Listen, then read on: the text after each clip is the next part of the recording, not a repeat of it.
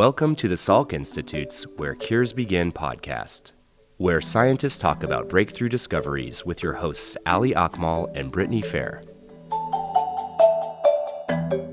I'm here today with Professor Satchin Panda, who explores the genes, molecules, and cells that keep the whole body on the same biological clock, also known as a circadian clock. Circadian comes from the Latin word circa, meaning approximately, and dies, meaning day.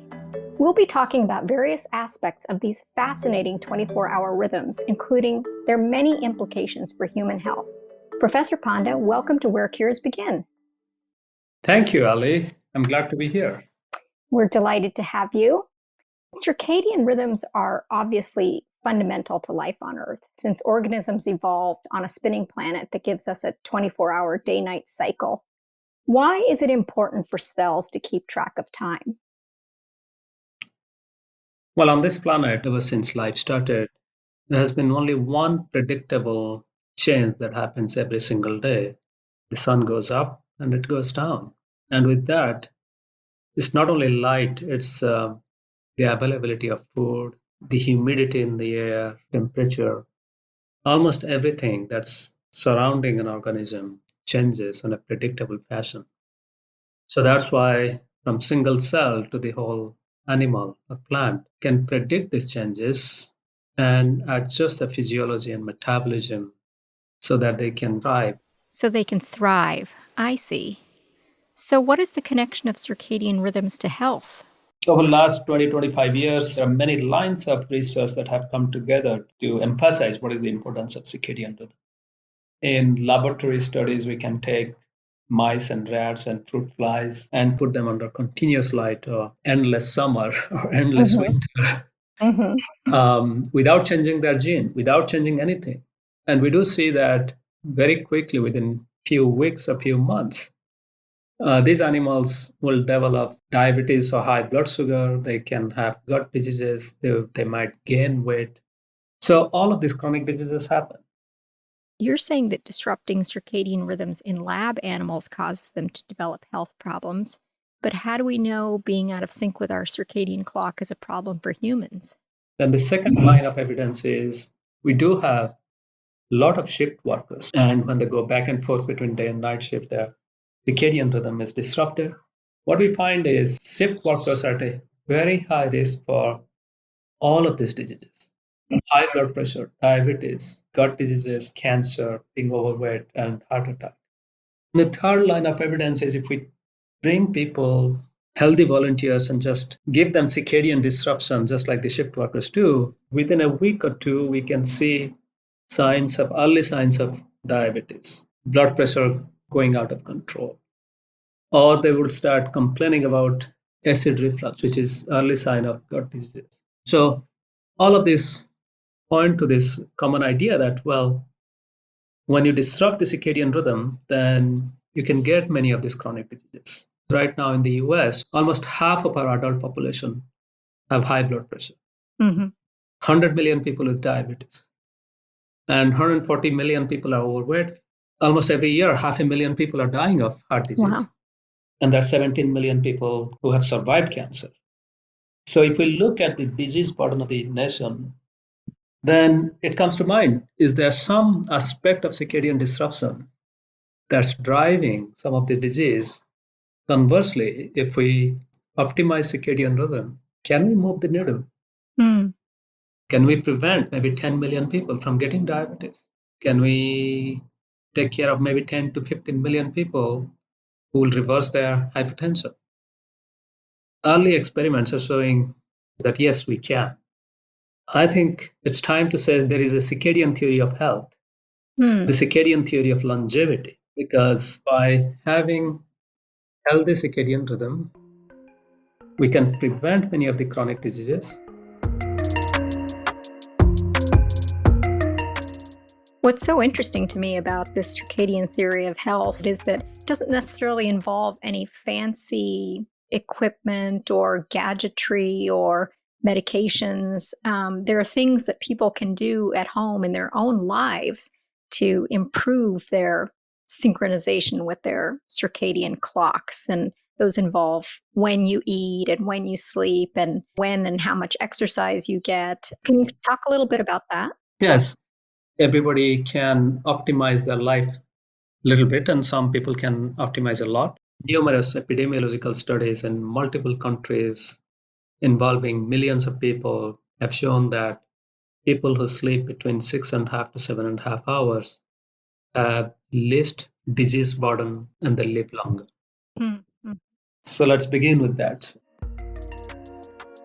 And besides getting enough sleep, Panda says other things we can tweak to be more in sync with our daily circadian rhythms are exposure to sunlight, exercise, and eating within an 8 to 10 hour window of time. Let's start with sunlight, which is our main source of blue light. Panda is one of the discoverers of a protein in the eye that senses blue light. It's called melanopsin, and it tells the master clock in our brain that it's daytime. But that's not all. We also found that the same melanopsin light sensors sense bright light and improve our mood. So that means bright light can reduce depression. And in fact, we know that in winter time, when people don't go out and have little light indoor, they get winter blue. Mm-hmm. And now new research is showing that people who are depressed, if they get 45 minutes to an hour of bright light, you don't have to sit outside and look at the sun. Even if you're under a tree, or even if it's an overcast day, in a cloudy day in winter time, there is enough light for 45 minutes to an hour that can reduce depression. I mean, in this country, every year, 6 to 7 million people go to see their doctors for depression. If light is the best antidepressant and it's plentiful and free, you just have to step outside for half an hour. And when you step outside? And when you're outside, don't just stand there. If you move around 30 minutes every day, that adds up to 150 to 200 minutes of physical exercise. That's around 2.5 to 3.5 hours per week. I probably spend that much time streaming shows and munching popcorn every night. Which brings us to his next point. When to switch off the light. Mm-hmm. And what we're finding is maybe 2 to 3 hours before going to bed, one should stop eating and one should dim down the light so that we can build up our natural melatonin hormone that help us to sleep. So the other side of the coin of getting exposure to bright light is that we need to limit it at night because our screens, smartphones, computers, and TVs also emit blue light, which can keep us from getting sleepy. And what was that about stopping eating? And what we're finding is maybe 2 to 3 hours before going to bed, one should stop eating. Panda says that most Americans, on average, eat 15 hours out of every 24 every day. Maybe it's orange juice or coffee with cream at 7 a.m. and a bowl of ice cream before bed at 10 p.m. So the body doesn't get enough of a continuous break from digestion to do other important cellular housekeeping. His research suggests that only consuming calories within an 8 to 10 hour window, 7 a.m. to 5 p.m. or 10 a.m. to 8 p.m., for example, is healthful. The exact window is whatever works best for the individual. And if it's easier to start with a 12-hour window and shorten it over time, that's fine too. There are studies after studies coming out showing that this pattern of eating, which is time-restricted eating or intermittent fasting, if it is practiced, then people do see a drop in blood pressure to healthy range and also reduction in blood glucose to healthy range. So this very basic idea of nurturing circadian rhythm by timing sleep, food, going outside, getting some light is beginning to show health benefits. And the nice thing is, as you mentioned, Ali, since it doesn't involve any additional cost, we also think that this is the best way to address health disparity, not only in this country, globally, because we know that there's a huge health disparity in this country. But I think the circadian wisdom, the circadian theory of health will reduce that health disparity. Where do shift workers fit into this picture? 20% of our workforce does shift work, and then another 10 to 20% gig economy where they're not classified as shift workers, but they work in random hours. And then if you think of the family members, they're also exposed to circadian disruption of, so I call it the second-hand shift workers. Mm-hmm. So nearly half of our adult population undergoes some kind of circadian disruption, or they witness somebody who is going through that circadian disruption. So this is where not only being aware about circadian rhythm will help, but there should be opportunities. So we have to change when, for example, kids should go to school. We know that teenagers have a little bit different circadian rhythm. Their clock is slightly delayed so that they tend to wake up later in the, for them, circadian health will involve delaying the school start time. And that's what we and others have been doing. For example, University of Washington did a very simple study.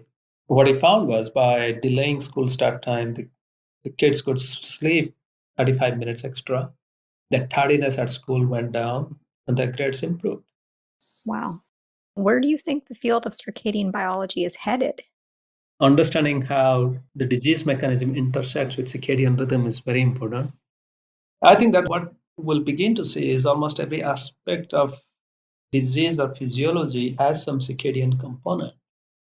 And taking that into account and developing strategy where we can combine pharmacology or drugs with optimum circadian function Mm-hmm. will be the way forward for treating almost every single disease. Where did your interest in this field come from? In my book, The Circadian Code, I have described how the initial interest started when I was a child. One of my grandfather, who worked almost like a shift worker in the Indian Railway, oftentimes he worked at night time. On the other hand, my other grandfather lived in a farm and was in complete sync with his circadian rhythm and day-night cycle.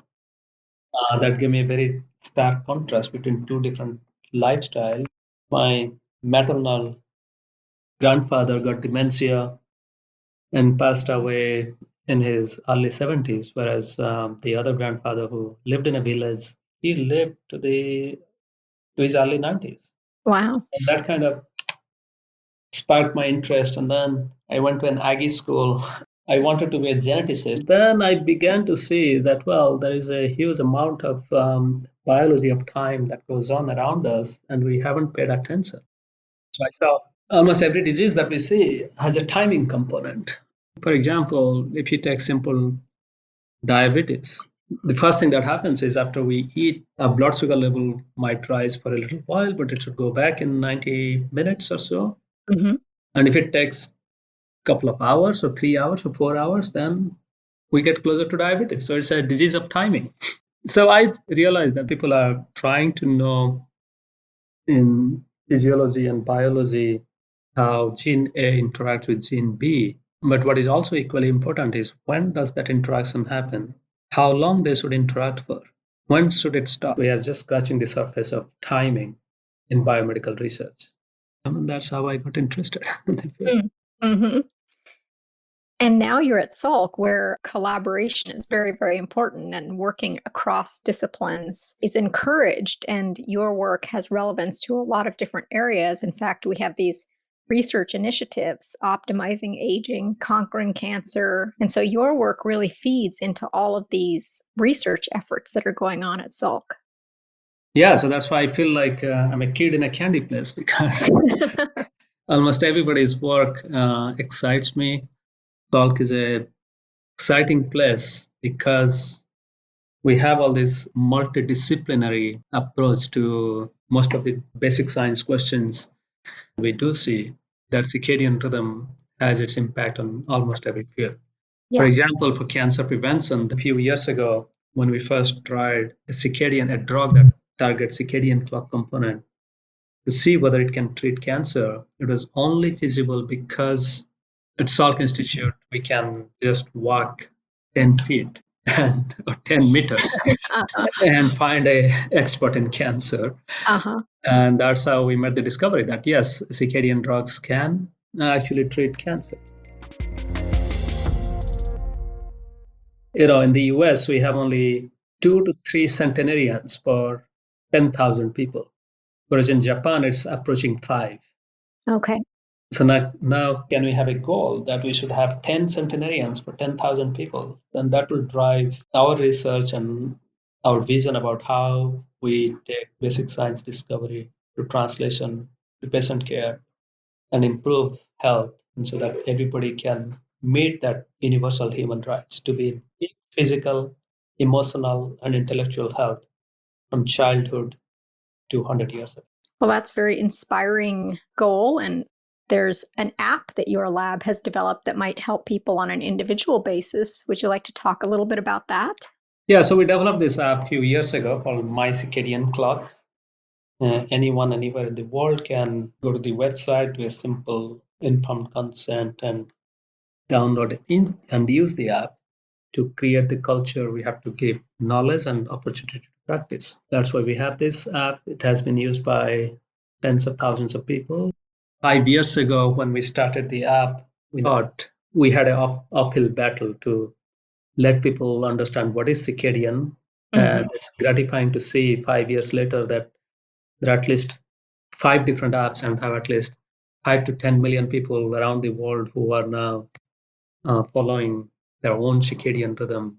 Wow, that's amazing. And the app also helped us to translate basic science discovery to humans, not only directly to consumers, but through the app. Now we are collaborating with at least a dozen different labs who are using the platform to optimize circadian rhythms among their respective patient populations with a goal to reduce weight, to reduce fatigue and improve recovery from cancer, to manage metabolic syndrome, to manage diabetes, manage fatty liver disease. All over the world, there are nearly 50 clinical trials going on around time restricted eating or intermittent fasting. So, this is gratifying to see that bringing a simple technology in the form of an app and combining that with patient care and creating a research platform actually enabled us to go from basic discovery to potentially clinical practice within 10 years.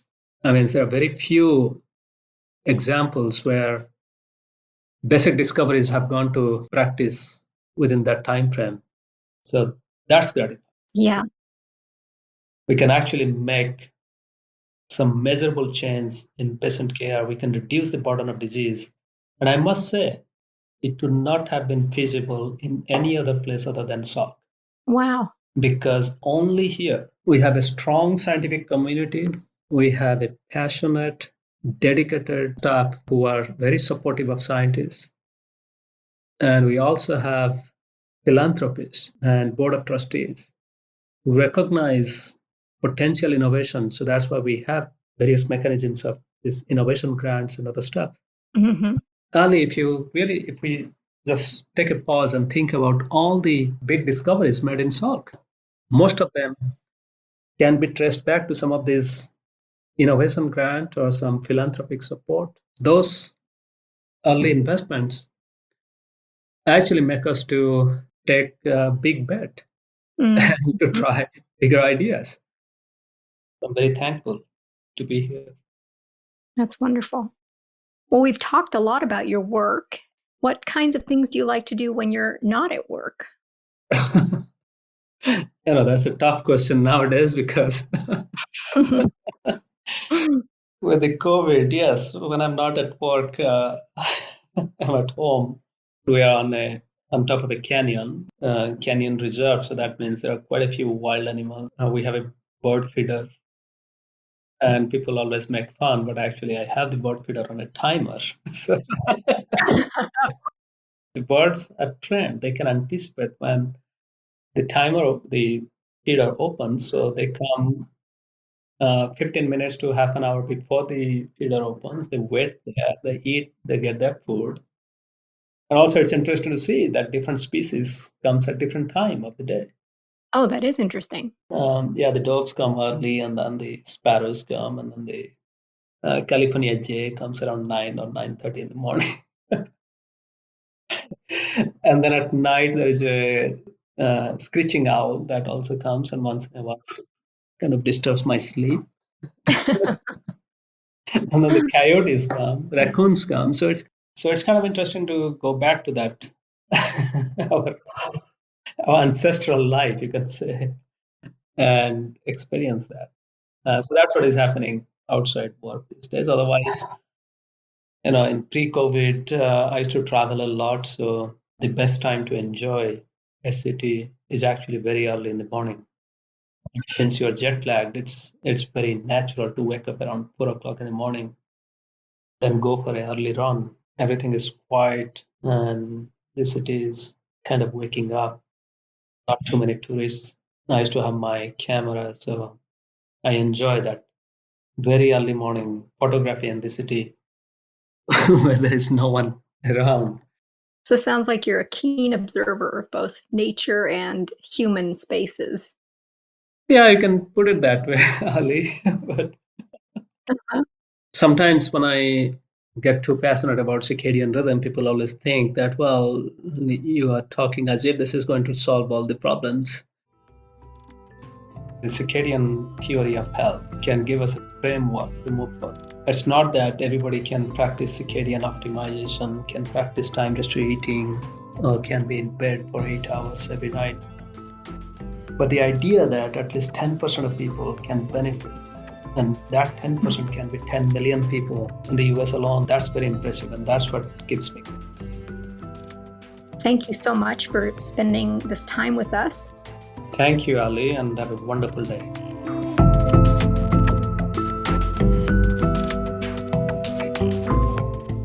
Join us next time for more cutting-edge Salk science. At Salk, world-renowned scientists work together to explore big, bold ideas, from cancer to Alzheimer's, aging to climate change.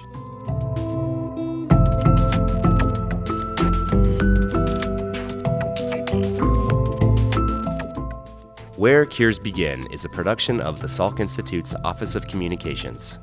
To learn more about the research discussed today, visit salk.edu/podcast.